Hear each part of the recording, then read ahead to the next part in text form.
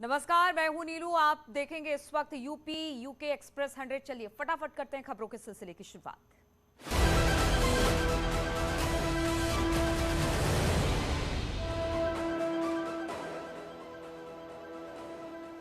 वाराणसी में प्रधानमंत्री मोदी की 12 मुख्यमंत्रियों के साथ बैठक जारी। बीजेपी शासित राज्यों के मुख्यमंत्रियों से गुड गवर्नेंस पे हो रही चर्चा।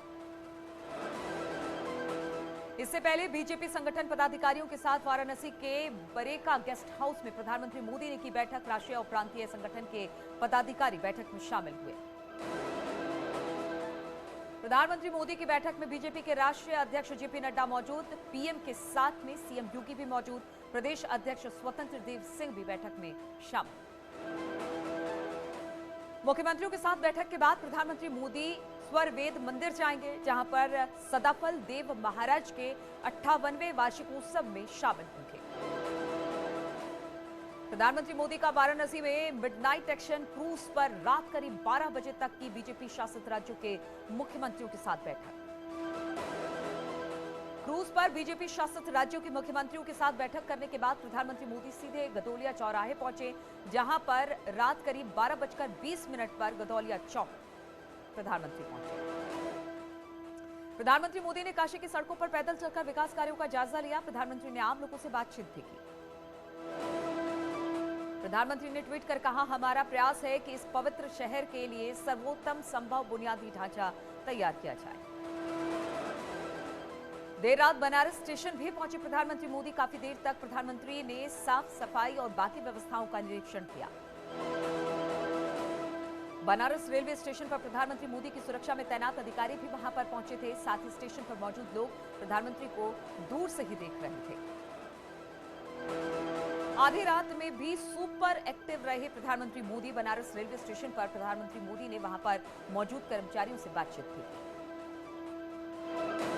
रात में एक्शन में रहे प्रधानमंत्री मोदी। गदौलिया चौराहे का जायजा करने के बाद करीब 12:35 पर वो काशी धाम पहुंचे। रात में विश्वनाथ धाम पहुंचे प्रधानमंत्री मोदी। प्रधानमंत्री ने जब तब गैलरी में ध्यान भी लगाया। शिवभक्त मोदी को फिर गंगा ने बुलाया। प्रधानमंत्री मोदी काशी में होने वाली गंगा आरती में शामिल हुए। दशाश्वमेध घाट पर हर रोज की तरह गंगा आरती हुई। प्रधानमंत्री मोदी ने क्रूज में सवार होकर गंगा आरती का दिव्य नजारा देखा। जिस खास क्रूज पर प्रधानमंत्री मोदी सवार थे, उसमें सीएम योगी और अन्य बीजेपी शासित राज्यों के मुख्यमंत्री और डिप्टी सीएम भी मौजूद थे। वाराणसी के घाटों पर करीब 11 लाख दिए जलाए गए। हर घाट दिव्य छटा बिखेर रहा था। दूर से दृश्य ऐसे दिख रहे थे जैसे आज काशी में दिवाली। पीएम मोदी और सीएम योगी के साथ की गंगा आरती क्रूज से प्रधानमंत्री मोदी और सीएम योगी एक दूसरे से बातचीत में चर्चा भी कर रहे थे। क्रूज में प्रधानमंत्री मोदी के साथ बीजेपी शासित राज्यों के मुख्यमंत्री भी सवार थे। नेताओं का कहना, रानी अहिल्याबाई होलकर के बाद अगर किसी ने बाबा विश्वनाथ धाम का ऐसा पुनः निर्माण किया तो वो प्रधानमंत्री मोदी हैं।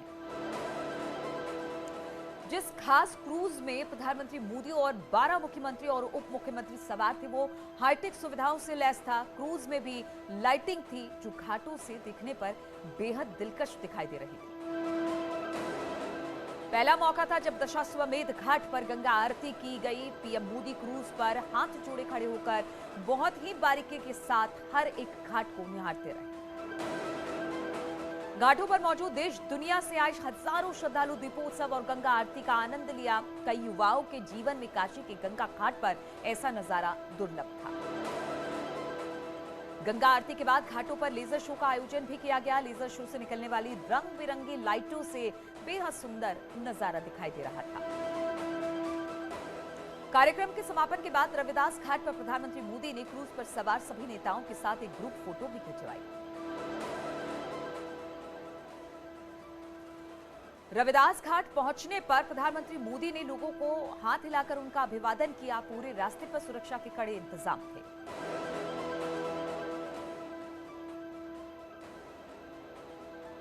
पंजाब में शिरोमणि अकाली दल के साथ गठबंधन में चुनाव लड़ेगी बीएसपी। मायावती ने कहा, पंजाब से बीएसपी का गहरा नाता। आज जौनपुर में एसपी की विजय रथ यात्रा की शुरुआत करेंगे अखिलेश यादव। जिले में 6 जगहों पर करेंगे रैली। दिल्ली देहरादून एक्सप्रेसवे से जुड़ा बड़ा मामला सुलझ गया है। गणेशपुर देहरादून के बीच पेड़ काटने को एनजीटी ने हरी झंडी दी है। 12 सदस्यीय पैनल का हुआ गठन।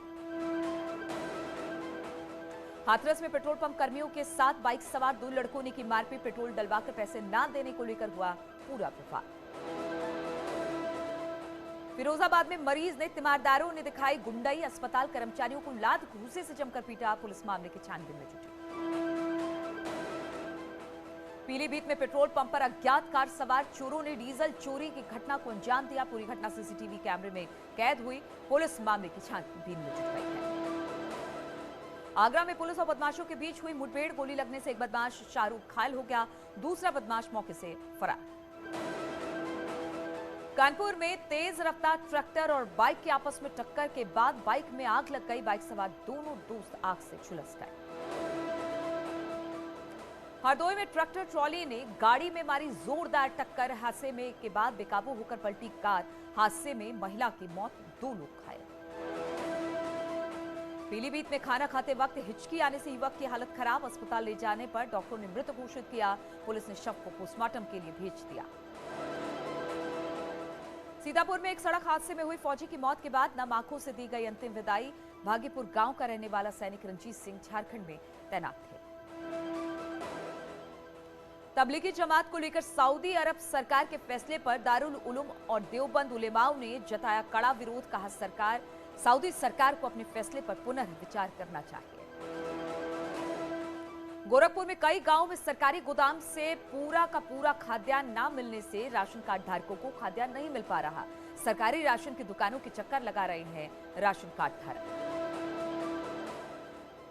जोशीमठ में बद्रीनाथ एनएच पर सेलख के पास 5 फीट गहरा गड्ढा। प्रशासन की टीम ने जगह का निरीक्षण किया।